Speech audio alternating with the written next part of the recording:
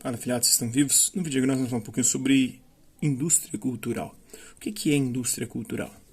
Esse texto aqui, na verdade, esse livro, né, do Teixeira Coelho, da editora Brasiliense, da coleção Primeiros Passos, volume 8, 13ª edição. Outro livro, Agui. Todas as civilizações de todos os tempos tiveram suas formas de expressão cultural. Hoje, contudo, fala-se em produção de cultura, o que pressupõe, assim, a existência de uma indústria cultural. Sob esse ponto de vista, a cultura é tida não como um instrumento de crítica, expressão ou conhecimento, mas como um produto a ser consumido. Afinal, a indústria cultural é um bem ou um mal? Qual é a sua verdadeira função? A área de interesse é comunicação e política. Vamos lá, né? Vamos lá, a indústria cultural. Vou ver um pouquinho mais dessa obra.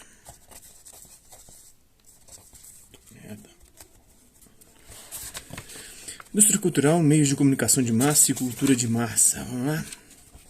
Indicando assim um dos eixos centrais deste trabalho, pode-se passar para a abordagem do primeiro problema proposto pela indústria cultural, suas relações com os chamados meios de comunicação de massa e com a cultura de massa. À primeira vista, essas expressões tendem a colocar-se como sinônimas, ou parecem apresentar-se de tal modo que, quando uma é mencionada, as duas outras se seguem automaticamente. Não é assim. Vejamos as relações entre os meios de comunicação de massa e cultura de massa. Tal como esta é hoje entendida, para que ela exista é necessária a presença daqueles meios, mas a existência destes não acarreta daquela cultura.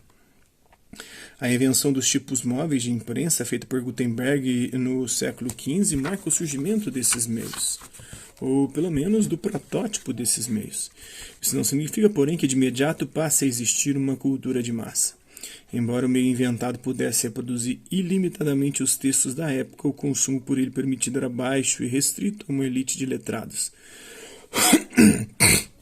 Nessa linha, alguns preferem dizer que a cultura de massa surge com os primeiros jornais.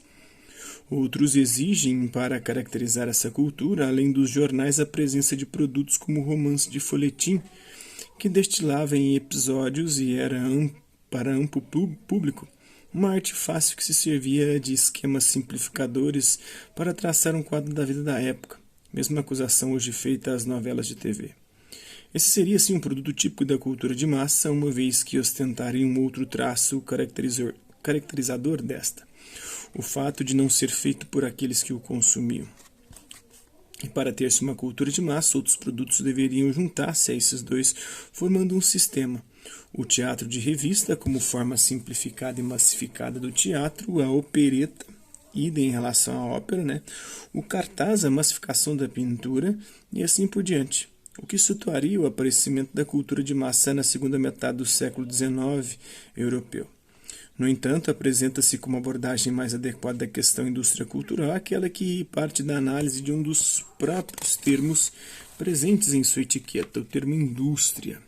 Neste caso, não se pode falar em indústria cultural e sua consequência, a cultura de massa, num período anterior ao da Revolução Industrial no século XVIII. Mas, embora esta revolução seja uma condição básica para a existência daquela indústria e daquela cultura, ela não é ainda a condição suficiente.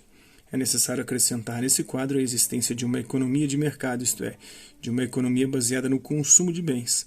É necessário, enfim, a ocorrência de uma sociedade de consumo, só verificada no século XIX em sua segunda metade, período em que se registra a ocorrência daquele mesmo teatro de revista, da mesma prática e gosto pela opereta, do mesmo cartaz, né? Então isso aí, esse é um trecho dessa obra. Espero que vocês tenham gostado do vídeo. Quem curtiu, dá um like. Quem não curtiu, dá um dislike. Quem se interessar pelo conteúdo deste canal, se inscrever, ativar o sininho e guardar os próximos vídeos, as próximas notificações.